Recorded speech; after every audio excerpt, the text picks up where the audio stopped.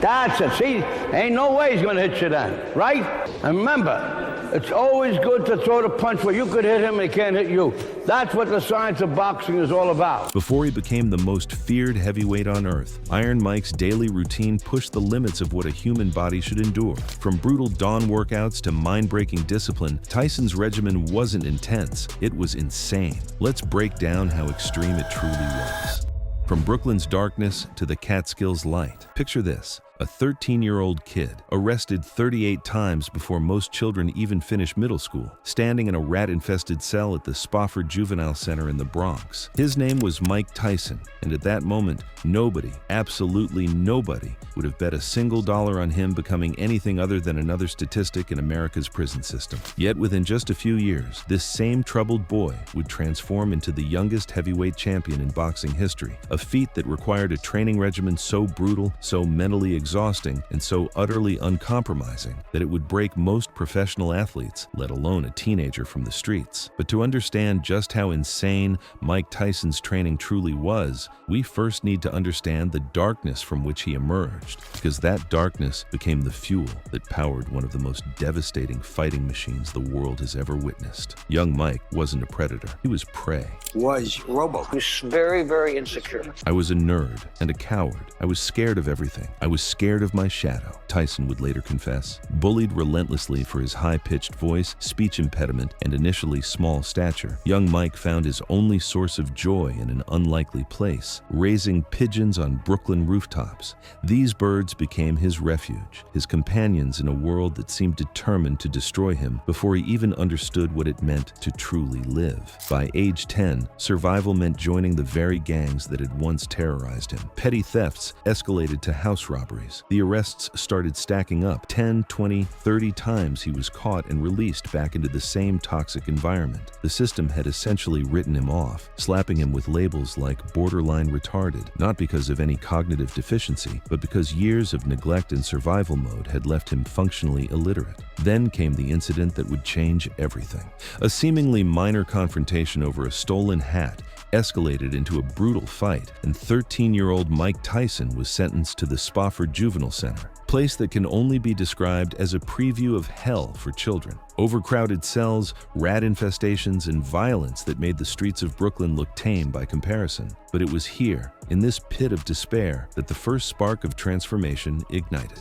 Tyson watched the Muhammad Ali biopic The Greatest, and something inside him stirred. Ali's line about turning jail time into fuel for fame didn't just resonate, it detonated something deep within Mike's psyche. From Spofford, he was transferred upstate to the Tryon School for Boys in Johnstown, New York. This facility was different. It had structure, vocational programs, and most importantly, a gymnasium. But initially, Mike's pattern of violence continued. He attacked inmates, once throwing boiling water at a guard, and was placed in isolation. It was during this solitary confinement that he overheard other inmates talking about sparring sessions with a counselor named Bobby Stewart, a former National Golden Gloves champion and professional boxer with a 14-3 record. He said, I wanted to come and see you. Mr. Stewart, I want to work with you. Desperate for an outlet, Mike begged to meet Stewart. When Stewart finally visited, he burst into the room aggressively to test the boy's mettle. The 13-year-old didn't flinch. I want to be a fighter, he declared with a conviction that surprised even himself. Stewart saw something immediately, raw power,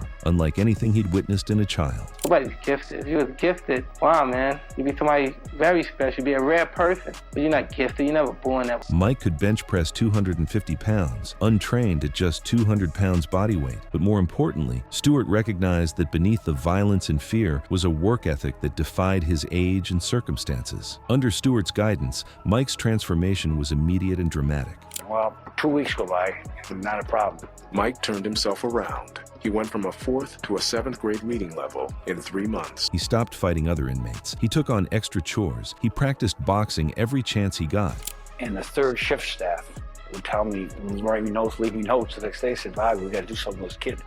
Last, it was 3 o'clock in the morning, and he said, the kid is still practicing with your shoulder. In the dark, the lights are out. Stewart sparred with Mike, once dropping the teenager with a devastating body shot. Instead of being discouraged, Mike's eyes lit up with hunger. Can you teach me how to punch a guy in the stomach like that? This wasn't just interest. This was obsession, the kind of single-minded focus that separates those who dream from those who achieve. But Stewart knew his limitations. He recognized that to save this kid from inevitably returning to the streets and prison, Mike needed something more, someone legendary.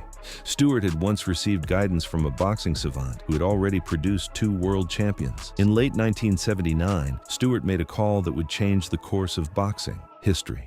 He was taking 13-year-old Mike Tyson to meet Cus D'Amato. The drive to the Catskill Mountains took 2 hours, winding through forested roads far from any urban temptation. D'Amato's gym sat above a local police station, reeking of decades of sweat and liniment, walls plastered with fading photographs of champions past. The 73-year-old trainer, a grizzled visionary who had molded Floyd Patterson and Jose Torres into world champions, stood there with his assistant Teddy Atlas, both initially skeptical of what they were about to witness. So they start sparring. Bobby kicks the heck out of him, but Tyson takes it the whole way. The test was brutal. First, Mike hit the heavy bag with such force that he knocked it clean off its chain. Then came the real audition, 3 rounds of sparring against Stewart, a grown man with professional experience. Tyson was obviously trying to impress us. He understood what was at stake. He wanted to ace his audition. D'Amato immediately became Mike's legal guardian, pulling him out of the facility and enrolling him in the local Catskill High School. The isolated location was deliberate. No urban distractions, no old friends pulling him back into criminality, no escape from the brutal training regimen that was about to begin.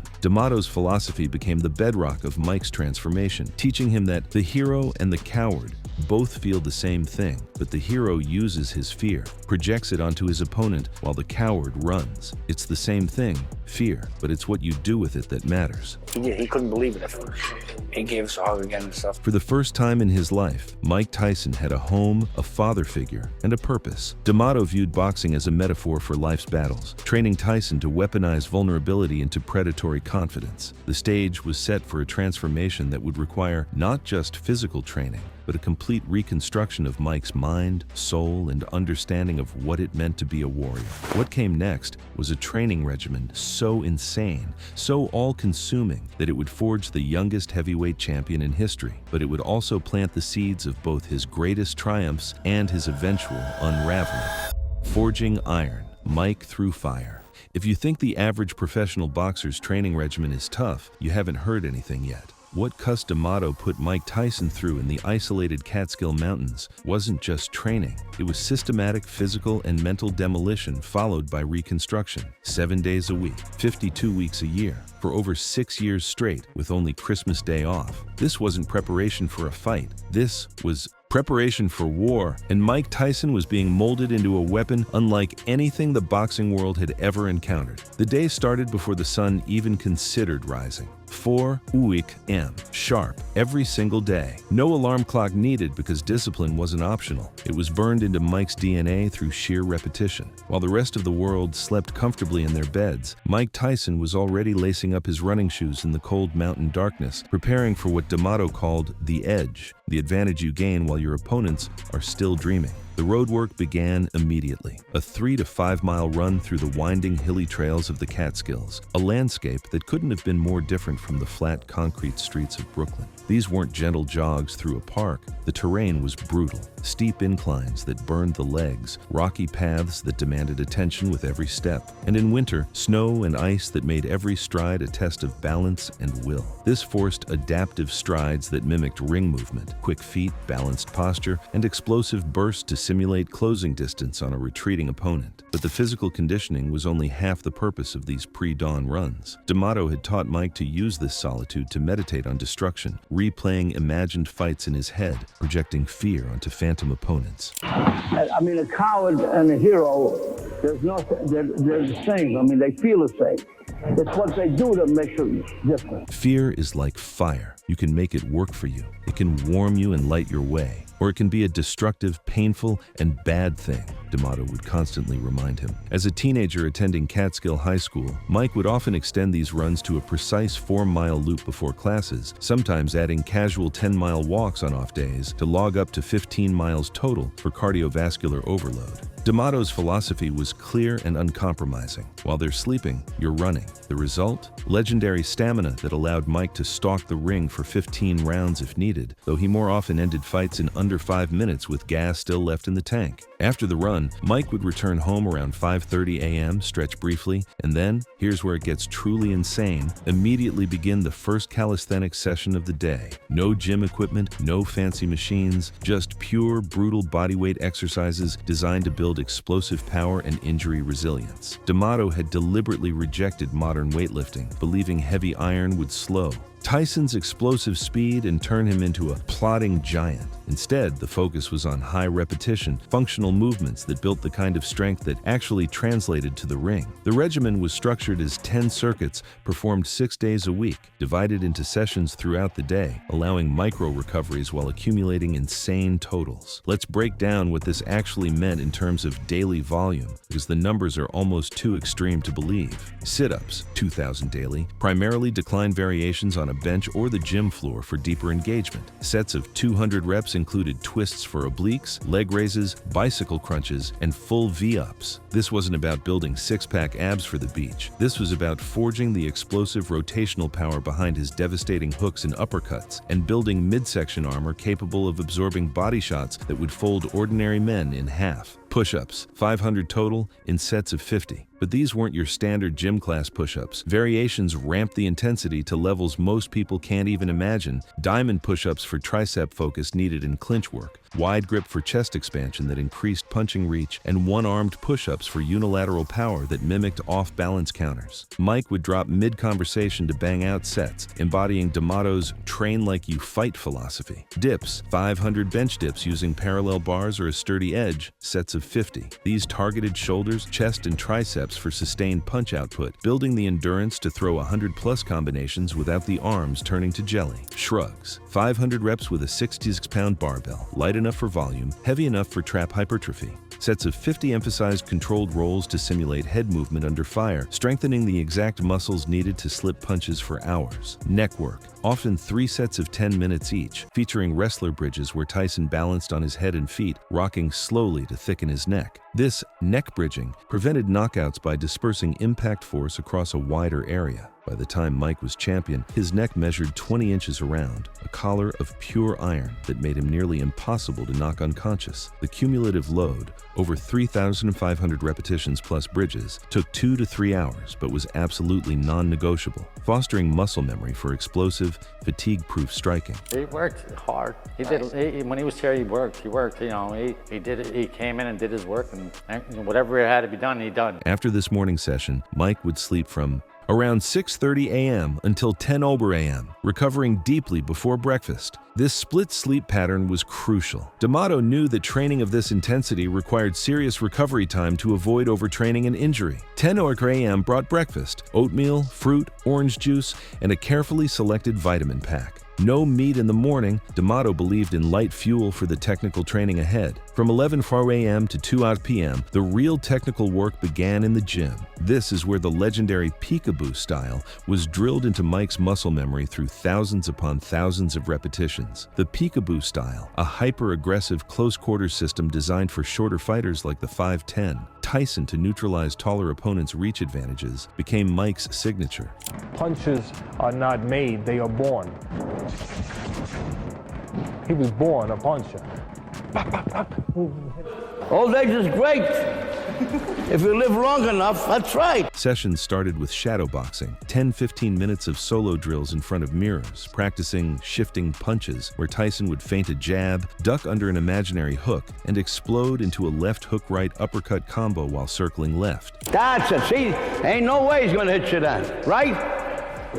And remember, it's always good to throw the punch where you could hit him and he can't hit you. That's what the science of boxing is all about. The heavy bag, a 150 lb leather behemoth chained to the gym's rafters, consumed 10-12 rounds of 3 minutes each, totaling 30-36 minutes per session. D'Amato programmed fight simulation sequences, starting with single shots, escalating to multi-punch chains like the signature Tyson combo, left hook to liver, right uppercut to chin, left hook to head, thrown with full hip rotation for knockout velocity. velocity. Scientists later estimated Mike's punches generated 800,000 pounds of force. Remember, from the side, you can let that punch go with the worst kind of intention because you know he can't hit you back. So you can throw the bomb with all the power you can generate. The speed bag claimed 3 to 4 rounds of 2 to 3 minutes, often as a warm-up or cool-down. At peak conditioning, Mike would sustain 1,000-plus hits per session, the bag blurring into a continuous hum, enhancing wrist snap for sharper jabs and the endurance for late-round pressure. The gym's apex was sparring. 4 to 6 rounds of live work against rotating partners, always in 3-minute bursts with fresh opponents to mirror fight escalation. You know, my sparring partners are being paid to go hard. They're not being paid to take it easy. If they hurt me to back up, and they're paid to go hard. They're not paid to be punching bags and just let me hit them. After gym work came lunch around 2 p.m. Chicken or fish, rice, vegetables, and another round of calisthenics. Another 500, 800 sit-ups and push-ups, breaking up the day's total volume. From 3 to 5 p.m., Mike often returned to the gym for additional bag work or extra sparring, especially during pre-fight camps when intensity ramped even higher. 5 to 6 p.m. brought the final calisthenics block of the day, plus the last session of neck bridging. 20-30 minutes of that unique torture that would make most people's necks seize up just thinking about it. Dinner at 6:30 p.m. Steak or fish, pasta or potatoes, salad, milk. Cuss personally supervised every plate, ensuring Mike consumed 4,500 clean calories daily. No junk food, no alcohol, no soda, ever. But the training wasn't over. From 7:30 to 9 p.m., Mike studied film, watching old fights of Jack Dempsey, Joe Louis, Rocky Marciano, combined with mental rehearsal and sometimes hypnosis sessions with Cuss. 9:30 to 10:04 p.m., light stretching, affirmations. Sometimes Cuss would read poetry or philosophy aloud. By 10 p.m., Mike was finally allowed to sleep, only to wake up 6 hours later and do it all over again. Recovery methods were equally hardcore. Cold water immersion in ice-cold mountain streams after afternoon sessions, massages 2-3 times per week, and complete isolation from city life. No TV, no girls, no parties. During school years, Mike would run 4 miles before school, do 1,000 reps at lunch break in the school gym, then full gym sessions after classes. Pre-fight camps saw sparring increase to 10-15 rounds per day with multiple fresh partners, and calisthenics sometimes hit 4,000 total reps. This was the routine. 7 days a week, 52 weeks a year, for 6 straight years. The numbers are almost impossible to believe. In peak training weeks, Mike performed 2,000, 3,000 sit-ups daily, 1,500, 2,500 push-ups and dips, 1,000, 1,500 shrugs, plus 10, 30 minutes of neck bridging. Over the course of a year, that's over 700,000 sit-ups, 500,000 plus push-ups and dips, and countless hours of sparring, bag work, and mental conditioning. Most professional athletes would collapse under this workload. Most would quit after a week. Most would call it impossible, insane, or just plain stupid. But Mike Tyson wasn't most athletes, and the physical training, as brutal as it was only half the equation. Because what truly made Mike Tyson unstoppable wasn't just his body. It was what Cus D'Amato did to his mind. Forging a champion's psyche. Here's the truth that most people miss about Mike Tyson's dominance in his prime. The physical training, as insane as it was, accounted for maybe 20% of what made him unstoppable. The other 80%, that was pure psychological warfare, a systematic reprogramming of a traumatized teenager's mind into that of a cold-blooded predator. And Cus D'Amato was the architect of this mental transformation. To build a fighter, you have to build a man, D'Amato would often say, and he meant it literally. He viewed physical prowess as secondary to the mind's dominion over fear, doubt, and hesitation. For Mike Tyson, who arrived at D'Amato's doorstep plagued by deep-seated insecurities from years of abandonment, bullying, and 38 arrests by age 13, this mental training wasn't just about becoming a better boxer. It was about becoming a functional human being who could harness his rage instead of being consumed by it. Everyone that sees me, they say, oh boy, you got that Tyson. You're lucky, you got that Tyson. He's an animal. But the reality was far more complex. He just loves to fight. He just loves to hurt people. He's not afraid of nothing. Very good. Well, when we're done with him, he won't look like he is anyway. The cornerstone of D'Amato's psychological training was his teaching on fear, specifically the hero-coward dichotomy that became Mike's mental foundation. Cus D'Amato once said to you that you had to conquer fear. How do you conquer fear? Mike's response reveals the depth of D'Amato's teaching. It's a feeling. It's like being hungry, being thirsty, having to go to the bathroom, and it's just a feeling. And being hungry, you don't panic. You know what I mean? You have to do something about the situation. Fear is like fire. It can warm you and light your way, or it can consume you if uncontrolled, D'Amato taught. Heroes and cowards feel identical terror, but heroes project it outward, weaponizing it to intimidate, while cowards internalize it and flee. Mike, who once admitted I was a nerd and a coward, scared of my shadow, underwent daily fear drills, verbal interrogations where D'Amato role-played opponents, probing vulnerabilities with questions like, what if he hits harder? What if you fail? To force Mike to articulate his worst-case scenarios, then systematically dismantle them with logic. Nothing is ever as bad as the imagination makes it, not even death, D'Amato would counter, training Mike to exaggerate threats in his mind, only to conquer them repeatedly until they lost their power. This built what D'Amato called controlled fear, turning adrenaline into explosive calm. By the time Mike entered the ring for actual fights, he carried what D'Amato described as absolute certainty, his gaze alone sapping rivals' will before the first bell even rang. D'Amato mandated 20 30-minute visualization sessions twice daily, post-road work and pre-bed, where Mike closed his eyes in a darkened room, scripting victories in vivid detail. Picture yourself winning, step by step, D'Amato instructed, guiding Mike to envision the arena's lights, the opponent's flinch, the crowd's surge, and the knockout blow's impact, engaging all senses to imprint neural pathways for success. As a teenager, Mike meditated on destroying opponents during his pre-dawn runs, replaying imagined destructions in his mind, aligning with D'Amato's belief that the mind is the real arena. Most never step into it. This extra training session, via mental imagery, enhanced physical execution, with Mike later crediting it for his 33 knockouts in his first 37 wins. I saw the punch before I threw it, but D'Amato went even further. To combat Mike's mental fragility and instill unshakable dominance, he employed hypnosis and affirmations as what he called his secret sauce. Well, we got lucky again where Cus took us to Dr. John Halpin in New York City, one of the greatest hypnotists in the world. And in fact, Mike used him later on in his career when he was champion. From age 13, weekly 30-minute hypnosis sessions in D'Amato's cluttered office became routine. Mike seated, eyes shut, under deepening trance where D'Amato intoned suggestions like, "You are the most ferocious fighter God ever created, unstoppable, unbreakable." Emerging from these sessions, Mike carried implanted seeds of invincibility deep in his subconscious. And with the hypnosis,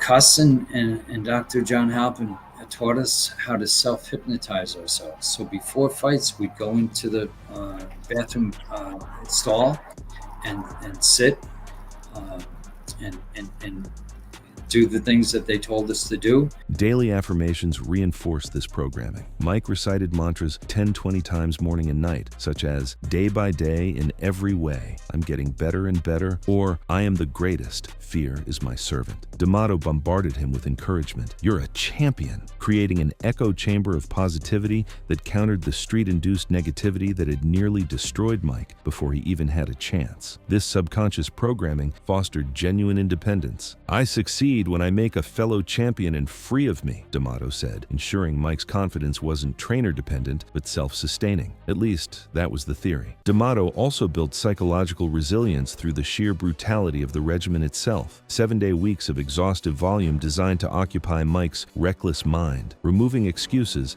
and forging discipline through suffering. "I get them in excellent condition, removing all possible excuses," D'Amato explained. The physical grind wasn't just about conditioning. It was about tempering insecurities, turning potential dropouts into what D'Amato called conditioning machines. Obstacle drills, sparring while outnumbered or under extreme fatigue, tested Mike's will. With D'Amato coaching, no matter the excuse, actions reveal intent. Positive thinking meditations followed any setbacks, reframing losses as growth opportunities. For Mike, this mental architecture channeled childhood rage into controlled fury, birthing the baddest man on the planet ethos, mental toughness that, for a time, outlasted even his physical peak. Yes, I love it. I love fighting. You know, like, a lot of people think Cus probably thought it was crazy. I like to get, I like to hurt. I mean, maim or whatever. I like to hurt. The results of this mental conditioning were spectacular and terrifying in equal measure. By 1985, at just 18 years old, Mike Tyson turned professional with the elite psychological edge that few fighters in history have ever possessed. D'Amato died in November 1985, just before Mike's career exploded, but the programming held, at least initially. Mike credited D'Amato as his true father figure, a bond that transcended trainer-fighter dynamics into something approaching salvation. Over the next 4 years, Mike Tyson became a phenomenon that transcended boxing. His professional debut on March 6, 1985, against Hector Mercedes lasted less than 1 round, a pattern that would repeat itself 19 times in his first 19 fights, with 15 ending in the first round. On November 22, 1986, Mike defeated Trevor Berbick by second-round TKO to become the youngest heavyweight champion in history at just 20 years, 4 months, and 22 days old, a record that still stands today and likely never will be broken. By 1987, Mike had unified the WBC, WBA, and IBF belts, becoming the undisputed heavyweight champion at age 21. His final record during the pure cuss-trained era was an astonishing 37-0 with 33 knockouts, 19 first-round knockouts. Average fight length of his first 28 wins, 2 minutes and 47 seconds. A 1986-1988 knockout streak of 22 consecutive KOs. His victory over Michael Spinks in 1988 lasted just 91 seconds, the fastest heavyweight title fight ever recorded. Spinks, previously undefeated, was so thoroughly dominated that he never fought again. Opponents routinely described feeling hypnotized or frozen by Mike's stare alone. Trevor Berbick literally turned his back and ran in round 2. Marvis Frazier, son of the legendary Joe Frazier, said after his 30-second destruction, "I never even saw the punch." CompuBox statistics from this era show that opponents landed only 17% of power punches against Prime Tyson, a defensive mastery that rarely gets the credit it deserves because his offensive devastation overshadowed everything else. His measured punching power was estimated at 600–800 pounds on impact, the highest ever recorded for a heavyweight at that time. So how insane was Mike Tyson's training really? The truth is, it wasn't just insane. It was transformative, holistic, and ultimately unsustainable without the man who designed it. The physical training, 2,000 sit-ups daily, 500 push-ups, 500 dips, 500 shrugs, 30 minutes of neck bridges, 3 5-mile runs every morning, hours of bag work, sparring, and mitt drills, 7 days a week for 6 years straight. This was insane enough on its own. But the mental training, the hypnosis, the visualization, the fear conditioning, the daily affirmations, the systematic destruction and reconstruction of a traumatized teenager's psyche, this was something else entirely. This was Cus D'Amato taking a boy who society had written off as a borderline retarded criminal and reprogramming him into a machine that projected absolute confidence and terror in equal measure. The training that created that fighter, it wasn't just insane, it was genius, it was brutal, it was beautiful, and it was something that, perhaps thankfully for those who might try to replicate it, can never truly be duplicated because it required not just a willing student, but a master craftsman willing to dedicate every waking hour to molding raw human potential into something approaching superhuman. Mike Tyson's training was a controlled insanity that produced controlled violence at the highest level. And for those few years when mind, body, and spirit aligned under Cus D'Amato's guidance, the result was simply unstoppable. Like this video? Click on the card showing on your screen for more.